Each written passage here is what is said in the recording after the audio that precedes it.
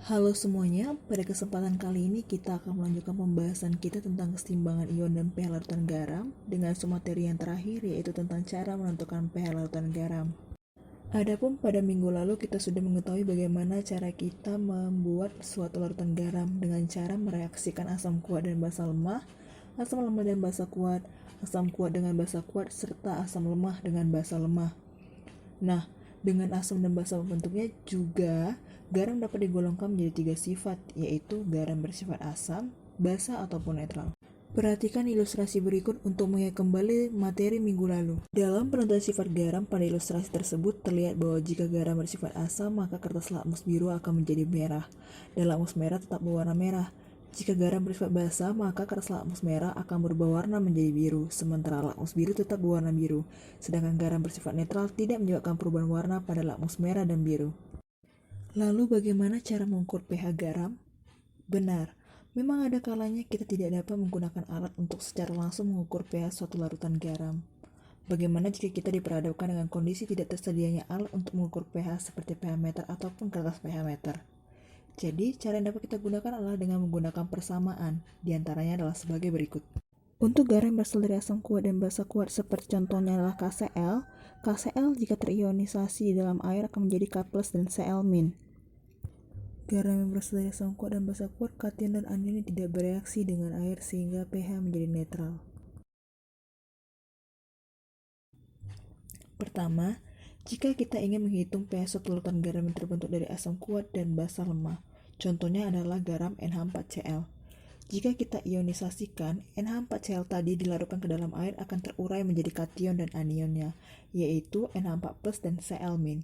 Kita ketahui bahwa NH4Cl merupakan larutan garam yang bersifat asam, yang mana kation dari garam inilah yang akan bereaksi dengan air atau mengalami hidrolisis. Karena kation dari garam inilah yang terbentuk dari basa lemah.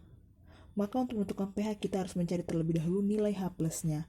Nilai H+ dapat kita peroleh dengan menggunakan persamaan H+ sama dengan akar dari KH dikali dengan konsentrasi kation garam. Mengapa harus dikali dengan konsentrasi kation garamnya? Seperti yang kita ketahui, dari garam yang bersifat asam, hanya kationlah yang dapat bereaksi dengan air atau mengalami hidrolisis. Adapun tetapan hidrolisis itu akan sama dengan nilai Kw per Kb, sehingga untuk mencari konsentrasi H+-nya, kita juga dapat menggunakan persamaan akar dari Kw per Kb dikali dengan konsentrasi kation garam, di mana Kw merupakan tetapan keseimbangan air bernilai 10⁻⁴, Kb merupakan tetapan ionisasi basa lemah, Kh merupakan tetapan hidrolisis. Nah, untuk menentukan nilai pH-nya, kita dapat masukkan ke dalam persamaan pH. pH sama dengan min log H+. Nah, kita sudah tahu bagaimana cara menentukan pH garam bersifat asam dengan menggunakan persamaannya. Selanjutnya, bagaimanakah jika garam tadi bersifat basa atau terbentuk dari asam lemah dan basa kuat? Adapun caranya hampir sama. Kita contohkan saja garam yang bersifat basa, contohnya yaitu CH3COONa.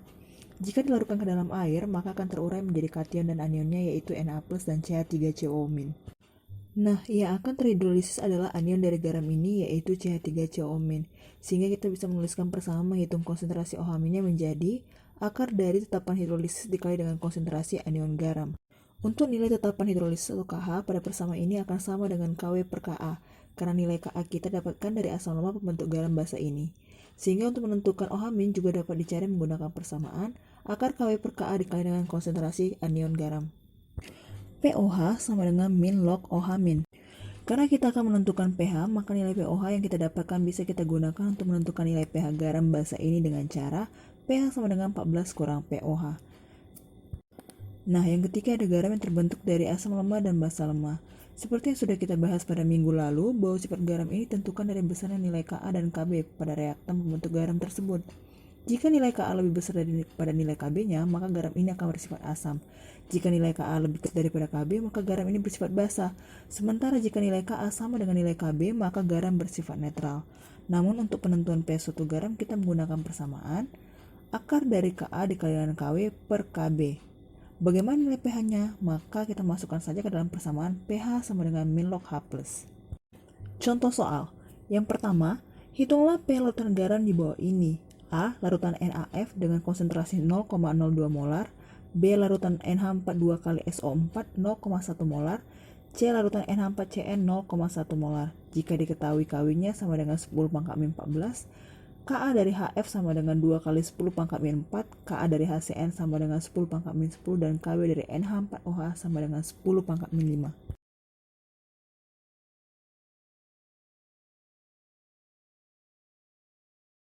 5. Yang pertama kita kerjakan larutan NaF dengan konsentrasi 0,02 molar. Nah, seperti yang kita ketahui, NaF merupakan garam yang bersifat basa karena terbentuk dari asam lemah Hf dan basa kuat NaOH.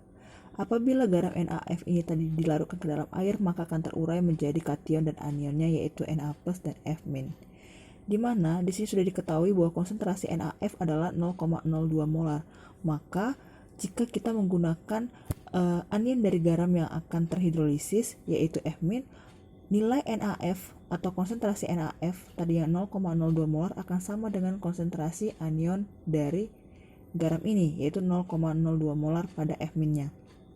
Nah, kita masukkan ke dalam persamaan garam yang bersifat basa menentukan OH-nya, yaitu dengan cara memasukkan ke persamaan akar dari Kw per Ka dikali dengan konsentrasi anion garam.